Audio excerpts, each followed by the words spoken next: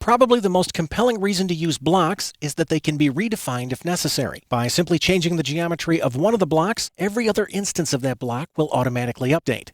In this lesson, we're going to learn how to redefine a block. On my screen, I have a site plan for a proposed restaurant, and there are several blocks in this file. These trees were created using blocks, as were the cars, these tables, and these doors.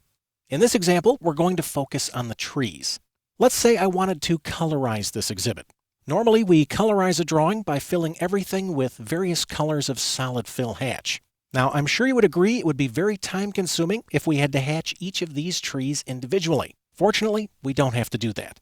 Since these trees are blocks, I can modify the block definition, and all of the trees will update automatically. Let's add some color to these ornamental trees. To redefine a block, all you have to do is double-click on it. This brings up a dialog box where I can confirm the block that I want to modify.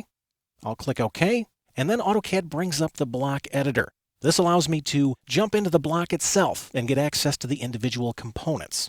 Notice the new block editor tab and the additional tools. Also notice the model space background color has changed. This is so that I don't forget that I'm in the block editor. Now the block editor can do a lot of things. We can add special grips to modify the block shape. We can apply parametric constraints. We can also create multiple visibility states. For right now, we're just going to make some simple changes to the geometry. I'd like to start by erasing some of this line work. So I'm going to set the Home tab current, and I'll launch the Erase command. I'll select this geometry and this extra circle. Now I'll hatch this remaining shape.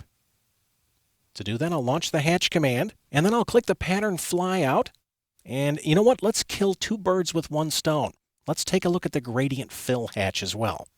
I'm going to select Gradient Spherical, and I can see the colors of my gradient right here. I'm going to click the blue flyout, and I'll change this to green. Then I'll come down and I'll click to turn off the centered toggle. And when I do, watch this preview.